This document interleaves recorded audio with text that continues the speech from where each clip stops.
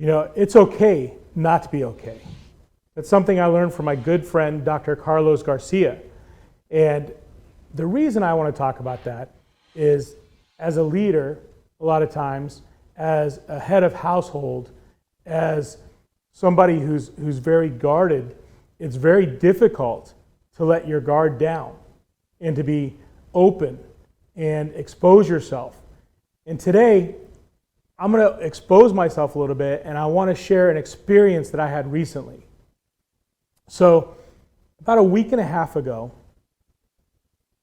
I was realizing, as we grow into leadership, as we grow as a person, when we continue to self-develop, it requires a whole new level of us at each level that we go to. So you reach a level and you have to grow. You reach a level and you have to grow. And each level becomes more and more difficult, and there's more challenges that are thrown at you. Well, that week and a half ago, I had a very, very difficult challenge thrown at me. Probably one of the most difficult challenges I've ever faced. And I was sitting at home thinking about this challenge, and I was dwelling on it, and I was thinking on it, and I heard a voice, and it said, "David, go for a drive." So I didn't need to go anywhere. There was no purpose for me to go for a drive. But I listened to what I was hearing, and I went downstairs, and I got in my car, and I went on a drive. And I went to a nearby town, about 4 or 5 miles from my house. As I got there, the clouds started to roll in, and the skies got really, really dark. And it was about 8 a.m. in the morning. So it should have been really bright out, but it got pitch black, almost like night. And I said, I need to pull over. So I pulled over into the nearest parking lot, and I sat there, and I'm like, I need to pray. So I immediately made a phone call to some very good friends of mine who are pastors of a nearby church.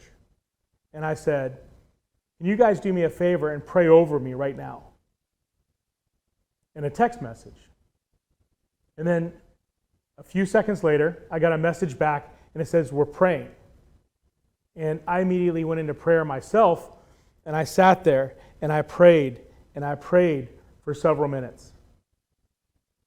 And when I finally opened up my eyes, and I looked outside of my car, the skies started to clear.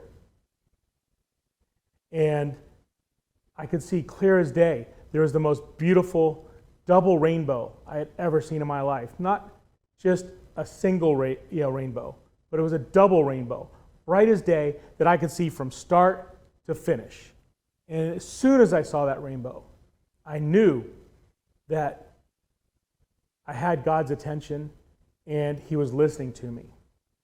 And I said, whatever He tells me to do today, I'm going to listen with everything that I have, and I'm going to obey. And right after I had made that decision, I looked at the dashboard of my car, and there was a warning light on. And it said that my tires were low on air. I said, okay. So I knew there was a gas station a couple miles down the road, and I proceeded to go down to the gas station. And I started to fill up my tires. And as I was filling my tires, it started to rain again. So I hurried as fast as I could to make sure that the tire pressure was good. I tried to get into my car to get out of the rain. And when I got into my car, I looked directly across in a parking lot, and I see a Dunkin' Donuts. Now, my oldest son loves Dunkin' Donuts. So I said, okay, I'm going to go get some food for my kids. And I opened up my phone, and on my phone I have the Dunkin' Donuts app. So I started to order, the food for my children, as well as like some food for myself and some iced coffee. And I went ahead and I paid for all the food on the app. So then I proceeded to drive around to the drive-thru of Dunkin' Donuts to pick up my order. Just before I could pull into the drive-thru, there was a flurry of cars. There's 4 or 5 cars that came in right as I was trying to enter the drive-thru. They got in front of me. So I pulled in right behind them, and I was waiting for my turn. As I was waiting, a notification popped up on my phone. And it was a notification. There's a well-known pastor out of Los Angeles. His name is Andrew Carter. And if you don't follow him, I would definitely follow him. He has an amazing message.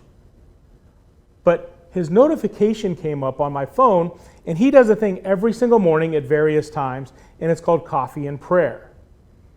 And this particular morning, his message was about fasting. And he said, some of you guys need to hear this message. And I'm going to tell you that you need to fast today. And here I am in line at Dunkin' Donuts, getting ready to pick up all my food, and I'm hearing a message that I need to fast immediately. So I had already made the agreement that I'm going to honor whatever I'm told to do today, whichever way I'm supposed to go.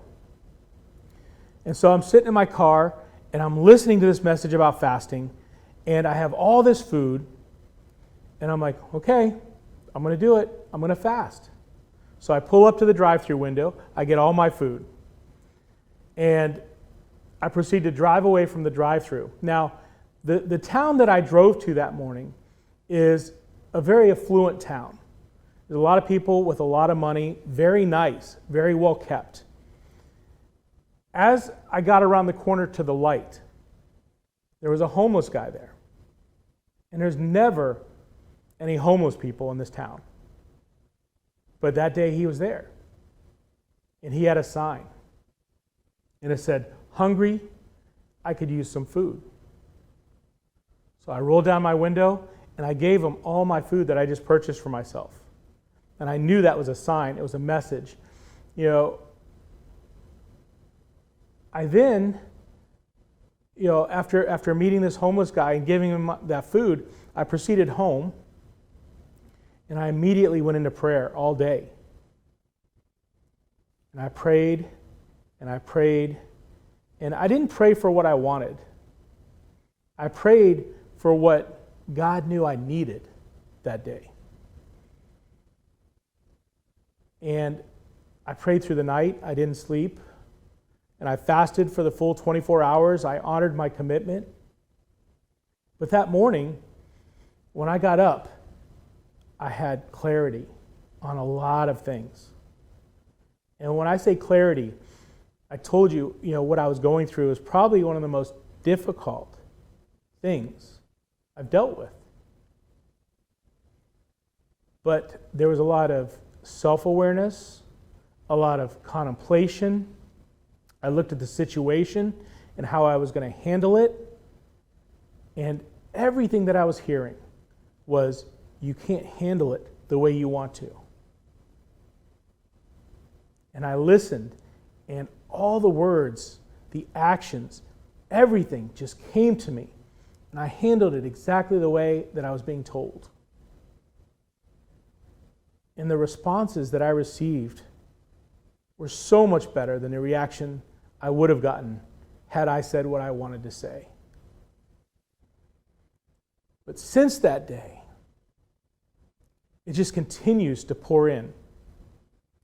Just continued to pour in. A long time ago, I saw a TED Talks where there was an individual that spoke.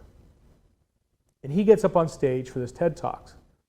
And he says, my whole life, I've been a Democrat. And I've had left leanings on my philosophies, my ideas, what I thought was correct.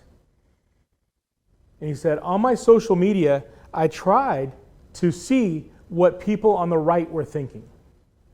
But on my social media, because of the analytics, it kept bringing me back to the left. So all I was really getting exposure to was the ideas of the left ideology.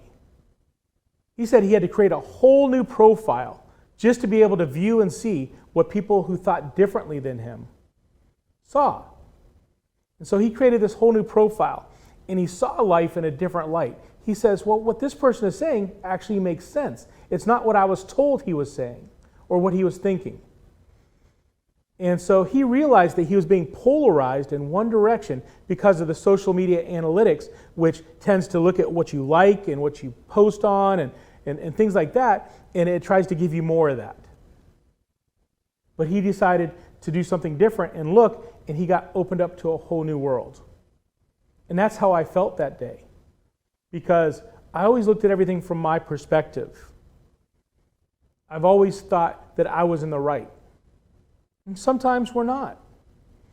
And you have to take a moment to look at somebody else's perspective and just open yourself up.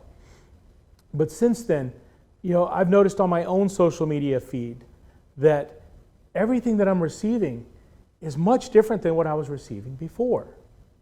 I'm getting incredible messages. And there's a thing called the reticular activating system. As you become more aware of something, you see it more and more. So as I'm becoming more aware, as I'm growing as a person, as my viewpoints are being shifted, it's like my feed on my social media is changing. And I'm hearing all these amazing messages. There's things that have come into my life in this past week that I didn't anticipate. Huge things are happening right now. I've had a couple of pastors reach out to me out of the blue. I've been communicating with Andrew Carter, which I never would have before. We've been messaging back and forth. Some local pastors have reached out to me, and they said that things are coming for you. And I'm like, what do you mean? I've had one pastor tell me that I'm a pastor. I said, no, sir, I'm not a pastor. He goes, but you are. I said, how am I a pastor? He goes, you're a pastor of the marketplace. I've had another pastor reach out to me and tell me that I need to reach out to people and deliver a message of prayer. And I've always been good at prayer myself, but I've never been good at prayer for others or in front of others. We all have that person who's really smooth, the person that at Thanksgiving dinner they deliver the prayer for everybody, or these pastors and leaders of churches who are phenomenal at delivering prayer and they know exactly what to say and how to say it. That's never been me. I've always struggled with the words to say in prayer. So I told this pastor when she says, I need to deliver a message of prayer. I said, but I struggle with that. She goes, but that's okay. I said, how is that okay if I'm to deliver this message? She goes, because you're going to deliver a message of prayer differently. You're going to deliver a message of prayer not through religion, but through who you are. You're going to reach out to people, and you may be able to touch somebody who's not able to be touched by the church. So today, what I really want to do is challenge everybody. If you're going through trouble, you're having difficulties, life is challenging you right now, take some time and pray on it. Don't pray for what you want, but pray for what God knows you need. And I hope that you receive the clarity and the vision that I've been receiving over this past week. My life is changing, it's shifting, and I truly want to be a blessing to others, because when you've been blessed, you need to bless other people. So thank you very much. And remember, good money decisions just make sense.